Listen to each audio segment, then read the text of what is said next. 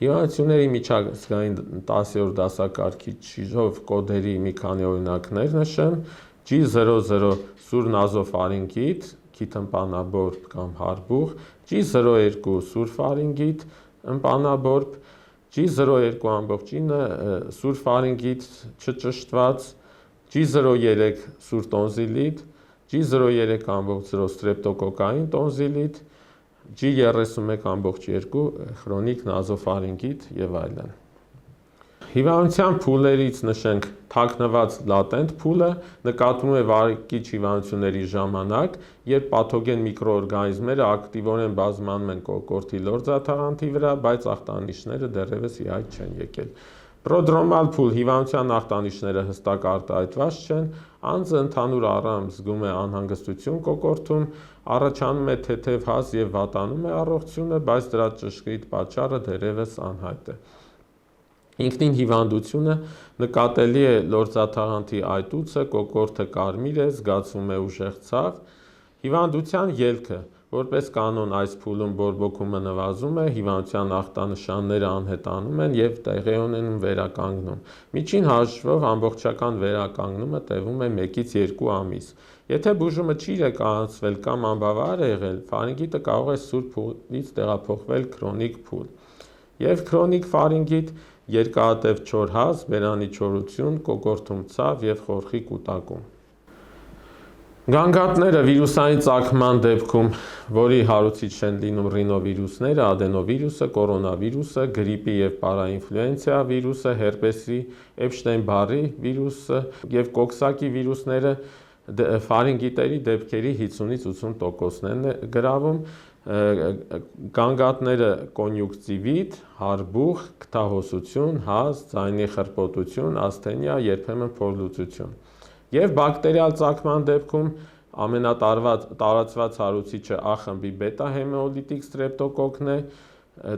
տենդ, ցավոտ պարանոցային ավշահանգույցներ, ձայնի խրպոտություն, գլխացավ, սրտխառնոց, փսխում, որովայնացավ։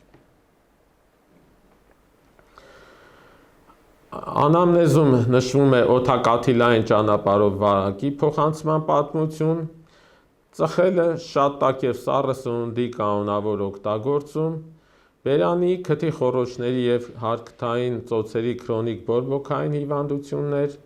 իմունադեֆիցիտ վիճակներ, ալերգիաներ, ըմպանի վնասվածքներ եւ գրգռող գազերի եւ փոշու ներշնչում։ Զննման արդյունքում վիրուսային ծագման ֆարինգիտների դեպքում կտեսնենք կոնյուկտիվիտ, բերանի խոռոչում, խոցեր, բշտիկներ, վիրուսային ցան, նշագեղձերի մեծացում, Էփշտեյն-Բարի վիրուսի դեպքում ինչպես առաջնային, այնպես էլ հետպարանոցային լիմֆադենոպաթիա եւ հեպատոսպլենոմեգալիա։ Եվ բակտերիալ ծագման ֆարինգիտների դեպքում ըմպանային եւ նշիկային էրիթեմա, նշիկների գերաճ էքսուդատով կամ առանց էքսուդատի, քմային պետեխիալ ցան, ցավոտ առաջային պարանոցային ավշահանգույցներ եւ քութեթշանման ցան։ Բարդությունները լինում են տեղային, նշիկային թարախակույտի ձևով, միջին ականջի բորբոքում կամ սինուսիտներ եւ համակարգային՝ քութեշ, դիֆթերիա, ռևմատիզմ, տոքսիկ շոկ, ստրեպտոկոկային գլոմերուլոնեֆրիտ, ռեակտիվ արթրիտ։ Հոսպիտալացման ցուցում է